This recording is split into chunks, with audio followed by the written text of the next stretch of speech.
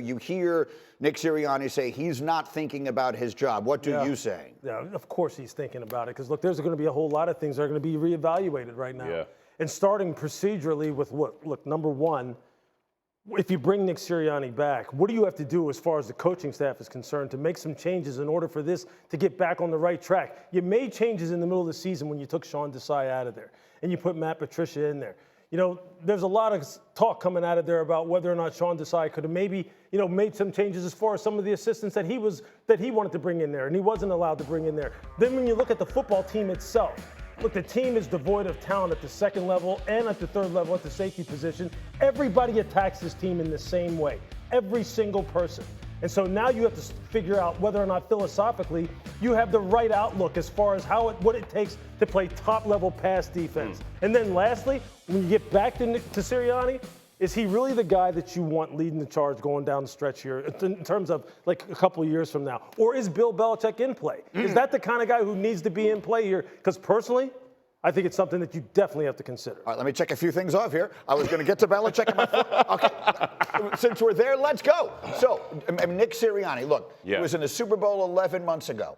But this is an organization that has been known to move on when they think it's the time. Is it time? I think it's going to be time. I think when you saw Larry in the box last night, the facial expressions, like, that was real, right? Lewis said it when we were in our meeting this morning. Like, it doesn't get more personal for those guys. And here's the issue. Like, everybody talks about the Dallas debacle, all that kind of stuff. This team, that's the owner, Jeff Lurie, there, fell off a cliff from 10-1 till the 6 or 7 weeks in a row that you played that poorly. Look, I thought that Tampa had a chance. I didn't think Tampa would boat race them. If Tampa catches the ball, they may score 50 points on this football team. And you cannot give up points. And then from an offensive standpoint, totally bailed away from what they talked about doing all week. We're going to be physical. We're going to do this kind of thing. We give the ball to Swift. None. We don't depend on the offensive line. We let Hurts in the receiving corps try to win it, which obviously isn't going to happen against Tampa. This was just an ugly. The whole situation has fallen apart.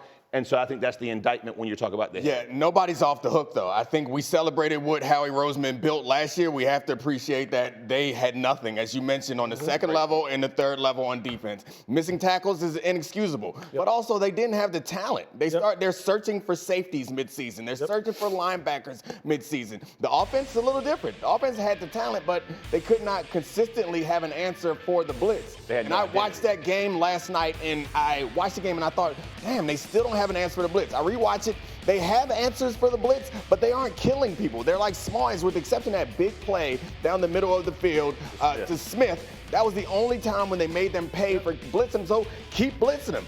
They overload the box. They only have 3 DBs out there because they put extra linemen out there to stop the run. And then their answer is, we have you compromised. We have you out there with only 3 DBs. And their answer for that is short passes, screens and stuff. They just seem to be listless from top to bottom. It's kind of weird what you just brought up. The fact that, look, this is one of the best offensive lines in football. This is a team that, from an identity standpoint, wants to mash you in the mouth. They want to absolutely beat you up and bully you.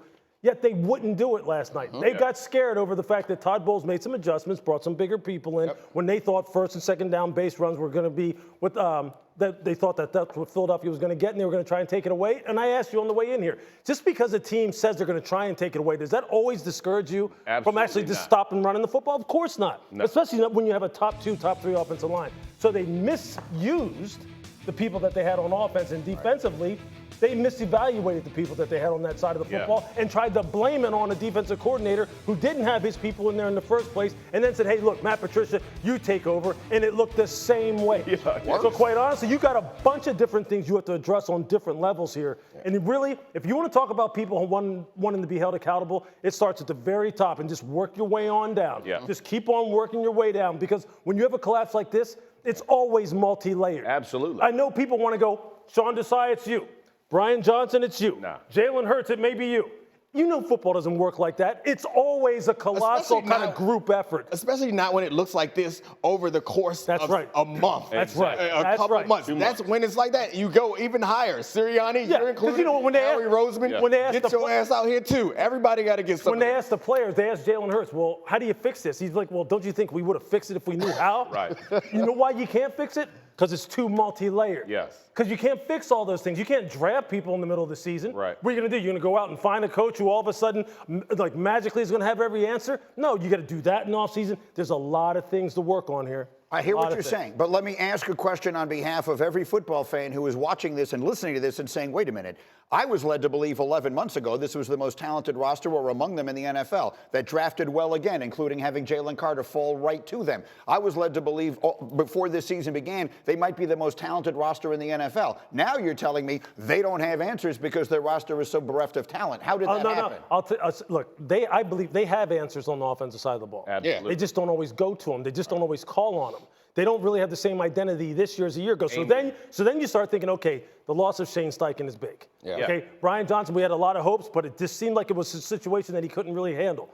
On the defensive side, on the front level, look, on the defensive line, I still think they are better than what they showed in terms of rushing the passer. Second and third level, we talked about that is a problem. That was a problem going into the season. I think they skipped leg day on the defense side of the ball. That's what it boils down to is they skip leg day. They look great up top. Swole, great pecs, nice abs, buys and tries, but they skip leg day. Yes. And so if you don't, it's important to be strong at one point, but their roster is not well constructed on the defensive side of the ball. I think it's beautiful in offense. They got every tool that they need. The fact that they didn't execute there is a different answer. But on defense, I think the issue is that they were weak in the areas where people want to attack.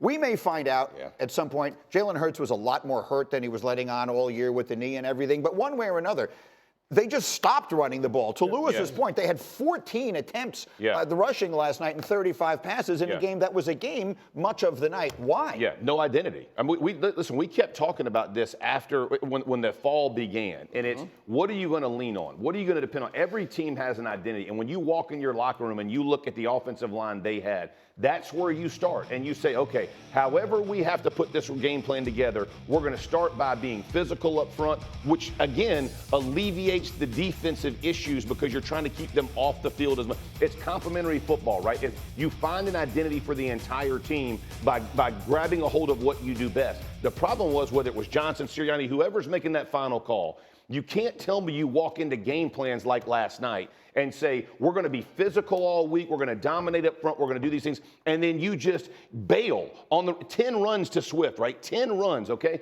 And again, whatever Tampa shows up in, bro, they're going to show up, right? Like that's what you do in the NFL. Everybody shows up, but you have to go exert your, and the problem is they run from what they do well because they think that all of a sudden they can cure it with big plays. That's just not the way it worked in Philly. Every team that's going to be there in the end, Greeny, every team's going to be in the end, in the AFC, in the NFC. The last quarter of the season, the offensive line will lead the way. That's right. They've led the way. Every single team, because they can play it however you want. That's right. They go, look, bad weather, we're outside, it's cold, we can play it this way. That's right. If it's nice weather, we're inside, it's a dome, and we can spread it out a little bit and start moving around, we can do that. Meaning we have answers for whatever you want to present to us. That's right. And it always starts up front. Yes. It always does. And let me say this.